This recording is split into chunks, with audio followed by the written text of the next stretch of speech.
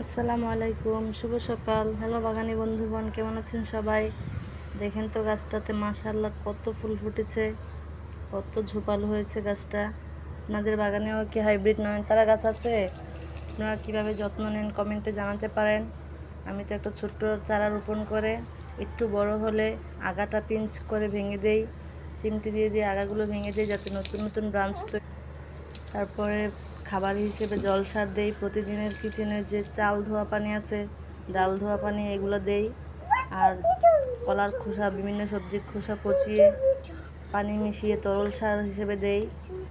আর প্রতি সপ্তাহে না পারলেও অন্তত পক্ষে 15 দিন একবার ম্যান সার মানে ফাঙ্গিসাইড স্প্রে করে দেই। কারণ বৃষ্টির সময়, বর্ষার সময় গাছে ফাঙ্গাস অ্যাটাক করে, গাছ মরে যায়। হাইব্রিড নয়নতারা গাছ খুব সেনসিটিভ হয়, এজন্য প্রতি সপ্তাহে অন্ততপক্ষে 10-15 দিন পর পর হলেও ফাঙ্গিসাইড স্প্রে করে দেই। আর দেখেন মাশাআল্লাহ গাছটা কত সুন্দর হয়েছে। এরকম আরও নতুন নতুন গার্ডেন টিপস পেতে আমার চ্যানেলটা সাবস্ক্রাইব করুন।